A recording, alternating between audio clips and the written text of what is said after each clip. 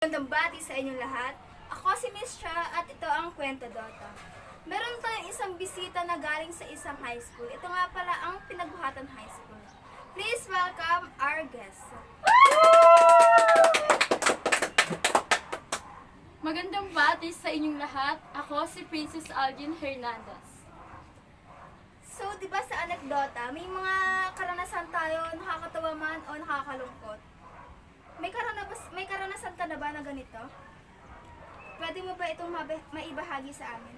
Ay nako, Miss Ya, yan na naman tayo eh.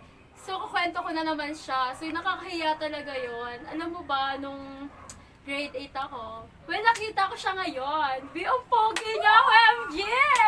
Tapos nung nakita ko siya ngayon, naisip ko ngayon, buti na lang, mo sa akin ulit yung karanasan ko na Oo, kasi di ba?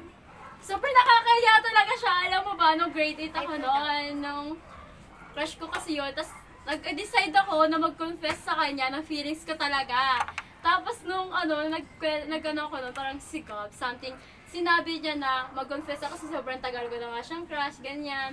Tapos sabi niya sa akin, katapusan daw ng school. Kaya sabi ko parang ang tagal. So, Ayun yung uso ngayon, di ba? Yung sa edang school year nagko-confess? yes, exactly. Parang, syempre, di ba, pag nag-confess ka na, syempre, ano na yan, Nahiya parang, ka na. oo, parang Nahiya hindi mo ka na na. siya makikita na. So, yun na, nag-confess ako noon, pero ang nangyari, parang ngayong araw lang din siya, parang, sabi natin ngayong araw, parang, basta yun na, umamin ako sa kanya, uwian tayo, hindi, miss siya, hindi, uwian talaga siya, hindi, end of year, hindi ganon. Tapos nung So, parang mas nakakahiya yung pangyayari na yon. oo, unexpected, talaga. Tapos nung umamin ako sa kanya noon, oh my God, naloka talaga ako. Sabi niya, di ba, nung umamin ako, andun kasi siya, cringe talaga siya, miss siya. Cringe siya nung araw na yon.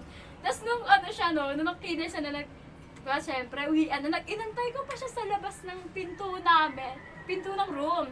Tapos ayun, natawa ako kasi tinawag ko siya noon, tapos nung, di ba, sinabi ko, uy, Farhan, sabi ako noon, tapos naloka ako, biglang sabi niya, bakit, ganyan. Tapos, babe, parang, alam mo, nandun ako sa moment na aamin ba ako, ganyan. Kasi parang, May ganyan talaga yung tipong nandun ka na sa eksena pero kakabahan ka ba kung itutuloy mo ba or hindi, di ba? oo, kasi nga, pero ko parang wala akong pag-asa, pero ko mapapahiya lang talaga ako noon. Tapos nung andun na, parang, andun namin umami na, diba, ganyan. Tapos, natatawa talaga. Natatawa talaga ako. Pag naalala, diba, kita-kita na sa akin talaga. Tapos ayun, umamin ako. Oh my God, hindi siya niniwala. Parang, akala niya ine-eme ko siya. lang. Oo, bes. So parang, after all, sinabi ko kay Gab yun. Parang hindi ko alam yung ko. Sino tong gab na to? Yung Gab, ay yung kaibigan ko. Siya yung pinaka close ko nung yung grade 8 moments talaga. Tapos, siya pa nag-push sa akin, Miss Cha. Para mapalapit kay Farhan. Oo, wala talaga akong balak nun. Kaso nga lang, ayun, napaamin ako. Then, akala niya trip lang lahat. So, nahiya talaga ako as in. Parang, feel ko nga ang dugyot ko nung araw na yun eh. Tapos nung, ayun. Tapos din, syempre, na umamin na ako ganyan. Tapos, parang wala, nothing happened. Tapos parang, nagsisi ako kasi nga, oh my God, nagawa ko siya. Ganon. Nagawa mo siya kasi di mo akalain magagawa mo siya, di ba? Kasi iniisip mo nga, pwede bang sa endang school year na lang. Yes. Natatawa talaga ako pag naalala ko siya. Parang ulit-ulit, ilang beses ko ito nakwento. Parang pag naalala ko talaga siya, nakakahiya. Na nakakatawa. Parang halo-halo talaga yung emotion mo talaga doon. Gusto ko bang masakay kung ano yung Ano yung naman yung aral na natutunan mo dito sa pangyayaring to sa pag-awin mo kay Farhan?